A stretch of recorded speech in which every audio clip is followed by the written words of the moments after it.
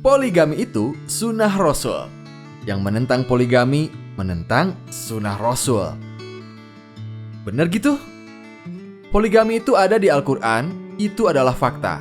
Rasulullah juga menjalankan pernikahan poligami, itu juga fakta. Tapi mari kita lihat fakta-fakta ini lebih dalam biar kita paham konteks di balik fakta tersebut. Pertama, kita lihat ayatnya. Ayat ini adalah sambungan ayat sebelumnya yang lagi bicara sikap adil dalam menjaga hak anak yatim. Nah, di ayat 3-nya, jadi seorang itu boleh menikahi 2, 3, 4 janda untuk melindungi anak yatim yang ditinggalkan ayahnya.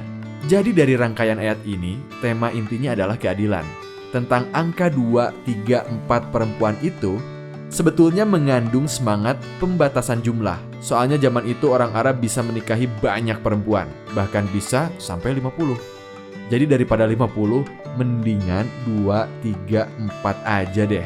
Itu juga kalau bisa adil. Kalau nggak yakin bisa adil, ya udah, 1 aja cukup.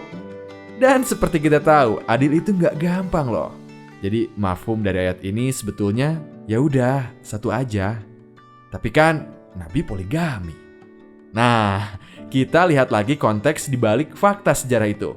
Tahu nggak, Nabi menjalani pernikahan monogami dengan Khadijah selama 25 tahun hingga Khadijah wafat.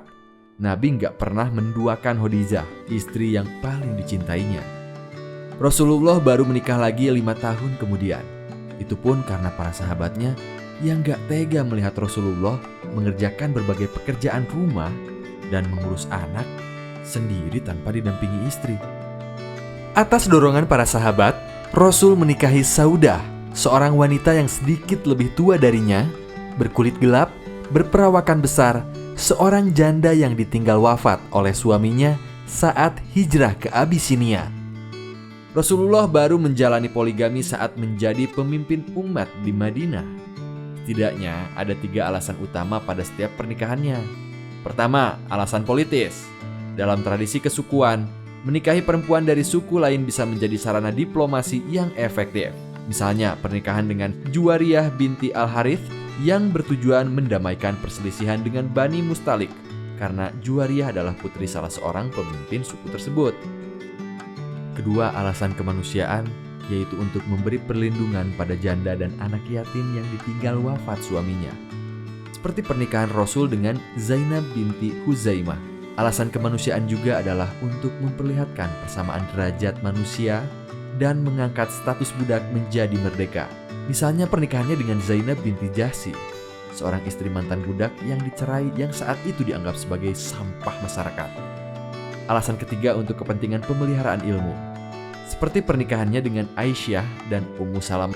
Aisyah berhasil meriwayatkan 2210 hadis. Ummu Salamah yang cerdas selalu menjadi teman diskusi dalam berbagai urusan agama dan membantu mengajar Islam kepada para perempuan.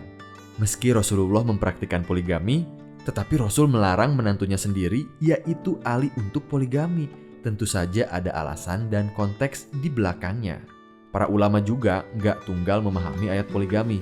Ada beberapa ulama yang melarang poligami seperti Muhammad Abduh, seorang ulama besar dari Mesir penulis tafsir Al-Manar. Nah, itulah konteks di balik fakta ayat poligami dan sirah Nabi. Jadi nggak sesederhana rumah makan ya, Ferguson.